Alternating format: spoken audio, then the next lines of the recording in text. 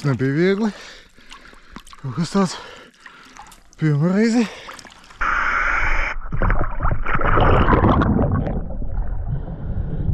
Lielupes dzelmē starp Vītoliņiem un Valgundi 8 metru dziļumā mūsu komanda atklāja noslēpumainu konstrukciju.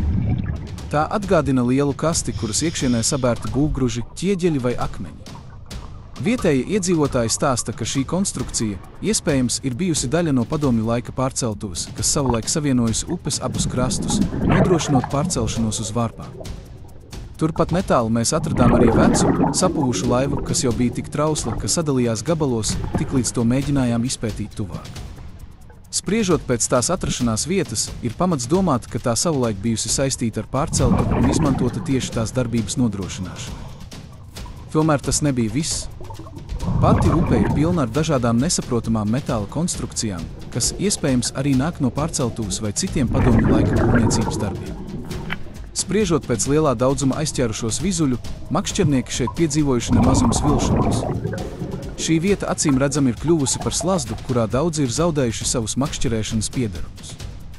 Šie atradumi vēlreiz apliecina, cik daudz noslēpumu un vēstures glabā Lielupe, upe, kas vienlaikus ir gan liecinieks pagātnē, gan izaicinājums mūsdienu dabas un tehnikas pētniekiem.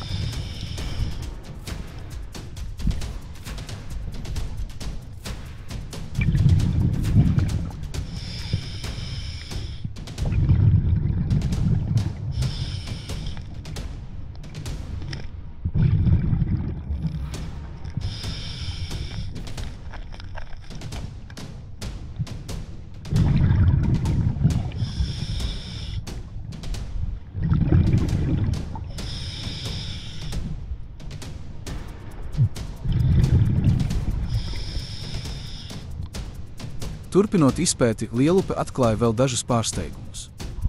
Ļoti interesants piedzīvojums bija zivju ķeršana ar rokām, tā šķita gluži vai iesalušas augstajā ūdenī, neizrādot gandrīz nekādu pretestību. Pētot ūdens dziļums apkārt konstrukcijai, atklājām vēl dažādas dīvainas mantas.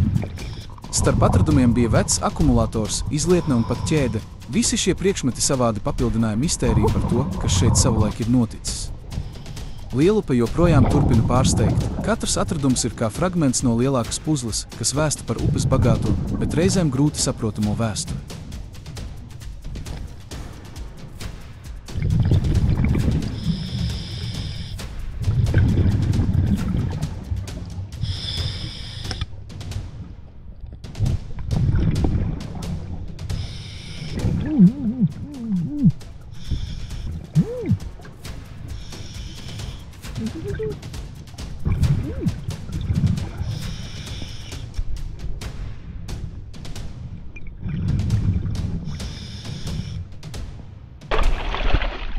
Šitā es vēl neesmu gājis ūdenī.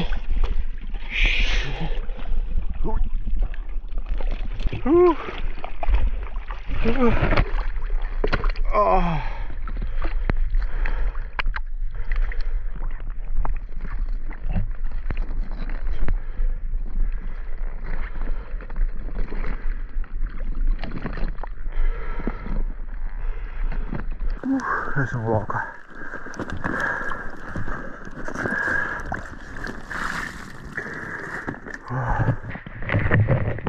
Ko? Sezona veiksmīgi atklāta.